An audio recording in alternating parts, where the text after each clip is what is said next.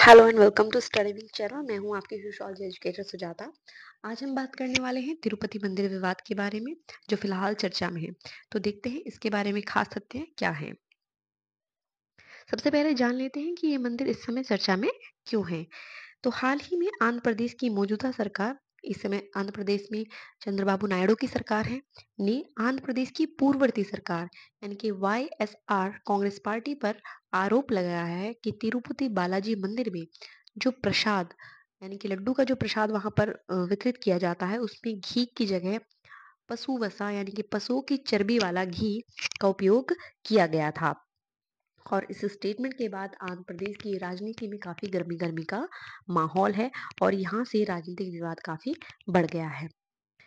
हम इस खबर को पॉलिटिकली ना देखते हुए एग्जाम के पॉइंट ऑफ व्यू से देखेंगे और मंदिर के बारे में, मंदिर लड्डू के बारे में और आंध्र प्रदेश की जो शैली है, मंदिरों की शैली है, उनके बारे में विस्तार से चर्चा करेंगे।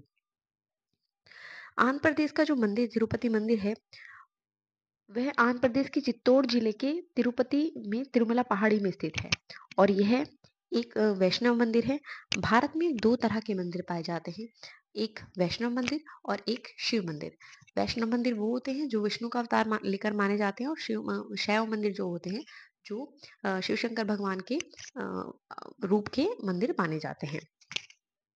तिरुपति बालाजी मंदिर का निर्माण पल्लव राजवंश के जो पल्लव वंश के राजा तोड़ैमन चक्रवर्ती ने लगभग 18वीं शताब्दी में करवाया था। कहीं सॉरी फॉर माय वर्ड, 8वीं शताब्दी में करवाया था। लेकिन मंदिर के वर्तमान रूप का निर्माण विजयनगर साम्राज्य के राजा कृष्णदेव राय ने 16वीं शताब्दी में करवाया था। आंध्र प्रदेश का जो क्षेत्र है उस पर पहले पल्लव राजवंश का आधिपत्य था, लेकिन बाद में विजयनगर के अधीन ये सब क्षेत्र आने पर इसका निर्माण राजा कृष्णदेव ने 16वीं शताब्दी में करवाया था। तिरुपति बालाजी के मंदिर में और भी बहुत सारे राजाओं का जो अपने अपने टाइम पीरियड पे आए हैं, उनका जो है योगदान रहा है। जैसे पल्लव राजवंश, चोल वंश, विजयनगर साम्राज्य, तुलु वंश आदि ने इस मंदिर के देख रेख में, इसके सुधार कार्यों में काफी योगदान दिया है। तिरुपति मंदिर को तिरुपति बालाजी मंदिर के नाम से भी जाना जाता है और यह मंदिर श्री वेंकटेश्वर भगवान को समर्पित है, जो विष्णु का अवतार माने जाते हैं। तिरुपति बालाजी मंदिर के प्रसाद की बात करें तो यहाँ का जो प्रसाद है वो लड्डू प्रसाद है और इसे लड्डू प्रसादम के नाम से जाना जाता है। इसके अनोखे और विशिष्ट स्वाद के लिए 2014 में जीआई टैग प्रदान किया गया था। जीआई टैग वो टैग होता है जो किसी भी प्रोडक्ट को तब दिया जाता है जिससे उसकी ओरिजिनलिटी बनी रहे और ऐसा सेम जो चीज़ है मार्केट में कोई और इस चीज़ के नाम से इसको ना बांट सके, तो वो जीआई टैग 2014 में इस लड्डू को दिया गया था। ऐसा माना जाता है कि इस लड्डू का इतिहास 300 साल पुराना है और 1715 से यहाँ हर रोज लगभग 3.5 लाख लड्डू बनाए जाते हैं, जिसे केवल ब्राह्मण जाति के लोगों द्वारा ही यहाँ का प्रसाद बनाया जाता है। और इस एक पर्टिकुलर सेक्ट के जो लोग होते हैं वो लड्डू बनाते हैं और उनको हम पोतू कहा जाता है, लड्डू बनाने वाले को। ऐसा एक मतलब ऐसा वहाँ का कल्चर है, ऐसी संस्कृति है कि वहाँ पर एक पर्टिकुलर सेक्ट के लोग होंगे जिनकी जो बिल्कुल जिनका सर जो होगा वो क्लीन शेव होगा, यानी कि उनकी सर पे या कोई बाल नहीं होगा जिससे कि लड्डू में कोई भी ऐसी कोई बाल वाल कुछ ना जा सके। और वो बिल्कुल साफ सुथरे होकर के एक बहुत साफ सुथरा सा कपड़ा पहन करके वो प्रसाद बनाते हैं। तो लड्डू जो प्रसाद है वहाँ का, वो बेसन, घी और सूखे मेवों से बनाया जाता है। ठीक है। उसके बाद नेक्स्ट देखते हैं कि यहाँ पे जो लड्डू मंदिर की वास्तुकला के बारे में बात कर लेते हैं। तो मंदिर की जो वास्तुशिल्प कला है वो मंदिर द्रविड़ शैली में बनाया गया है। दक्षिण भारत के अधिकांश मंदिर जो हैं, भारत में दो तरह की मंदिर शैलियाँ मुख्यतः पाई जाती हैं, एक नागर शैली और दूसरी द्रविड़ शैली।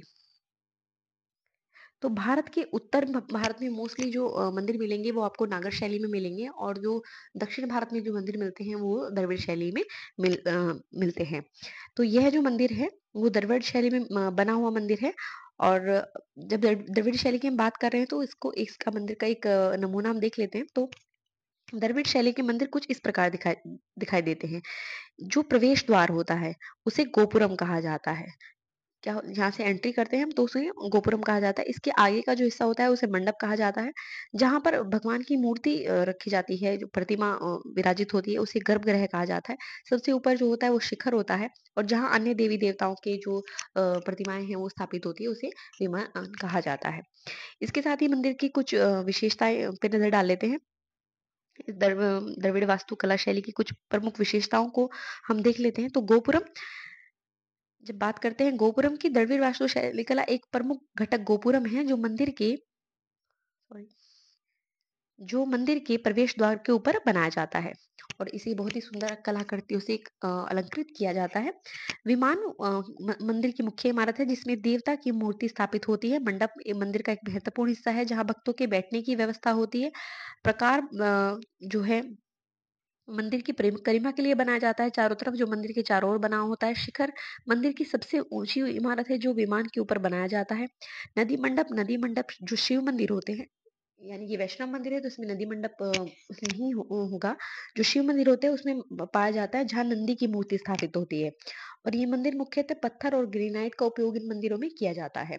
इसमें गर्भगृह जो है उसका हेडिंग नहीं है, लेकिन गर्भगृह जो होता है, मैं आपको एक्सप्लेन कर देती हूँ। गर्भगृह वह होता है जहाँ पर किसी भी मंदिर की मुख्य जो जिस विशिष्ट देवी देवता के लिए वो मंदिर बनाया गया है उसमें उसकी जो प्रतिमा है वो विद्यमान होती है, उसे हम गर्भगृह कहते हैं। आगे बात कर लेते हैं भारत के धर्म से संबंधित कौन कौन से कानून हैं। तो भारत में अनुच्छेद 25 से लेकर 28 तक की जो अनुच्छेद जो मौलिक अधिकार हैं वो भारत के नागरिकों को धार्मिक स्वतंत्रता प्रदान करते हैं। तो अनुच्छेद 25 जो है भारत के नागरिकों को यह मौलिक अधिकार देता है कि वो किसी भी धर्म को स्वतंत्र रूप से मानने, उसका अभ्यास करने सॉरी अभ्यास करने और प्रचार करने के अधिकार उसमें शामिल है। अनुच्छेद 26 धार्मिक मामलों के प्रबंधन की स्वतंत्रता देता है, तो वहीं अनुच्छेद 27 किसी धर्म के विशेष प्रचार के लिए करों के भुगतान के रूप में स्वतंत्रता निर्धारित करता है। हाल ही में एक खबर के अनुसार मुकेश अंबानी ने एक मंदिर में 20 किलो का जो है सोने का मुकुट दान किया है। तो इसका मतलब ये है कि आज के टाइम में 10 ग्राम सोने की कीमत लगभग 75,000 है, तो आप 20 किलो का अंदाजा लगा सकते हैं। तो इसका मतलब ये है कि कोई भी जो भी जिनके पास जो काफ़ी अमीर लोग होते हैं तो वो इस तरह के जो है दान मंदिर में दे देते हैं। इससे क्या होता है ना, उनको टैक्स जो है वो नहीं देना पड़ता है या कम देना पड़ता है। तो उसमें ये है किसी धर्म विशेष प्रचार के लिए करों के भुगतान के रूप में स्वतंत्रता निर्धारित है। अनुच्छेद 27 ये अधिकार हमें देता है, और अनुच्छेद 28 ये है कुछ शैक्षणिक संस्थानों में धार्मिक शिक्षा अथवा धार्मिक पूजा में उपस्थिति होने की स्वतंत्रता हमें देता है। तो ये भारत में धर्म से संबंधित कुछ कानून है। इसके आगे बात कर लेते हैं मंदिर त्रिपुला के बारे में, यानी कि जिसको हम जिस पर आरोप लगे हैं तो वो है टीटीडी, त्रिमुला तिरुपति देवस्थानम। और ये एक ट्रस्ट है जिसके द्वारा मंदिर की देखरेख करी जाती है, और ये आंध्र प्रदेश सरकार के नियंत्रण में है। और टीटीडी के प्रमुख की जो नियुक्ति होती है वो आंध्र प्रदेश सरकार के द्वारा की जाती है। अब आपको समझ में आ गया होगा कि जो अपोजिट पार्टी है, पहले जो इसके त्रिपुरा टीटीडी के प्रमुख अध्यक्ष थे उनकी नियुक्ति जो है पूर्ववर्ती आंध्र प्रदेश सरकार ने की थी। तो और अभी फिलहाल में जो चंद्रबाबू नायडू की सरकार है वो अब उनकी नियुक्ति अध्यक्ष की करेंगे। तो सारा जो मैटर है वो यहाँ से आ रहा है। खैर, कुछ और बातें देख लेते हैं। तिरुपति बालाजी मंदिर जो है वो संपत्ति में लगभग इनके पास जो है 18,000 करोड़ की संपत्ति जो है वो फिक्स डिपॉजिट है।